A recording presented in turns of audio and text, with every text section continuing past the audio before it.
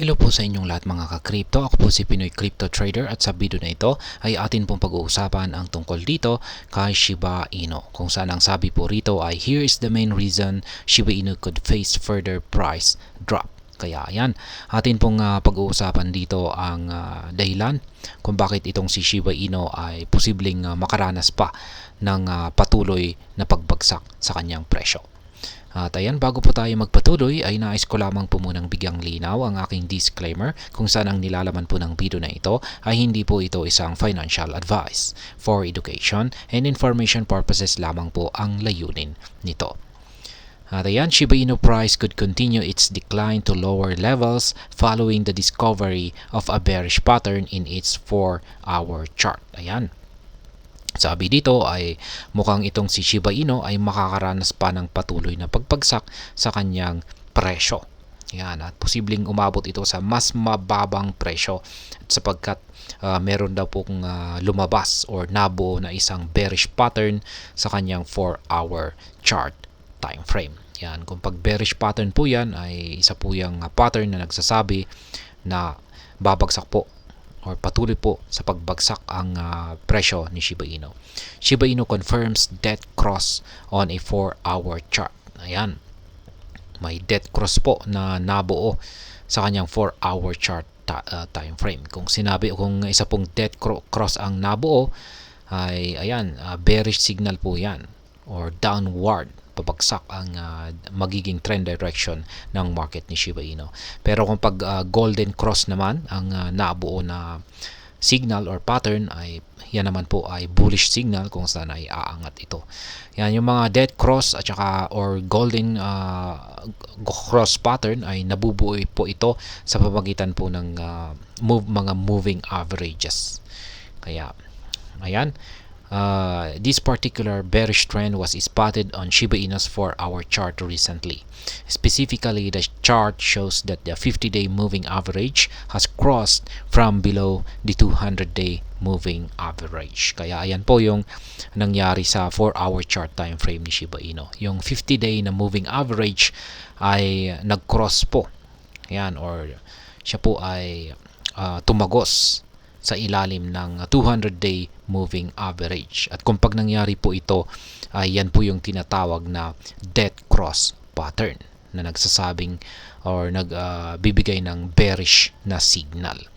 Pero kung yung kabaliktaran naman ay kung pag yung 50-day moving average ay tumagos po at napunta sa itaas ng 200-day moving average ay yan naman po yung golden cross pattern na nagbibigay ng bullish na signal. With the death cross spotted on Shiba Inu's 4-hour chart, the dog theme token could likely witness further decline in the short term. Ayan, dahil po sa death cross pattern na ito na nakita po sa 4-hour chart time frame ni Shiba Inu ay mukhang patuloy po na makakaranas ng pagbagsak sa presyo itong si Shiba Inu. Pero wag po tayong mag-alala kasi short term lamang po ito at hindi po ito gaanong magtatagal. Kaya yan po ang ibig sabihin ng short term. Ayan, potential outcomes for SHIB's price action. Kaya ano kaya ang posibleng magiging presyo ni Shiba Inu dahil dito. Following the recent price decline, SHIB plunged below crucial support at 40 digits 1269. The next support level is situated between 50 digits 8 and 40 digits 13. Kaya yan, dulot po ng patuloy na nararanasang pagbagsak ni Shiba Inu ay ayan, bumagsak na po siya sa ilalim ng isang crucial support level or isang napakalagang support line. At yan po ay nasa ayan po yung crucial support level po na ito ay nasa 40 digits 1269. Kaya yan yung sunod po na support level natin ay nasa pagitan po ng nasa price range po na 50 digits 8 hanggang 40 digits 13. Kaya check na lamang po ninyo yung aking technical analysis kanina kay Shiba Inu kasi halos pareho na rin po yung ating mga support levels sa mga nabanggit dito. Global market cap plunge nearly 18%. Ayan, na-content ko po ito kanina. Kung saan ay hindi lamang po ang crypto market ang nakakaranas ng collapse or pagbagsak. Ang buong global market ay nakakaranas rin po ng pagbagsak. Ayan, ibig sabihin ay maging yung mga stocks, ayan, halos lahat po. Ayan, mga data from CoinMarketCap shows that the global crypto market cap is down by 16.59% to $1.84 trillion. The massive downturn was triggered by macroeconomic factors and a shift in investors' sentiment. Kaya, ayan, yan po yung dahilan kung bakit nakakaranas po ng pagbagsak ang buong crypto market ngayon. At na-content ko na rin po yan sa nakalipas na video kung saan ay mga macroeconomic factors po ang dahilan at syempre yung mga investors na sila ay lumilipat na sa ibang mga mas ligtas or mas safe na assets. Kaya ayan, kung gusto po ninyong malaman yung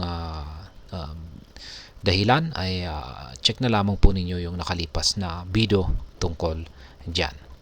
Kaya ayan po ulit, itong si Shiba Inu ay base po rito ay mukhang patuloy po siya na makakaranas ng further decline or pagbagsak sa presyo. At ayon po rito ay meron daw po kasing nabuo na isang dead cross pattern sa kanyang 4-hour chart time frame. Pero yung kanyang maranasang patuloy na pagbagsak na ito ay short term lamang po. Kaya wag po tayong mag-alala. Yan, ibig sabihin ay hindi po gaanong magtatagal yung kanyang mararanasang pagbagsak. Kaya ayan, hanggang dito na lamang po tayo sa video na ito mga ka-crypto. Sana po ay inyong nagustuhan ang aking paliwanag dito. Kung inyo po itong nagustuhan ay pakiclick lamang po ang like button nito.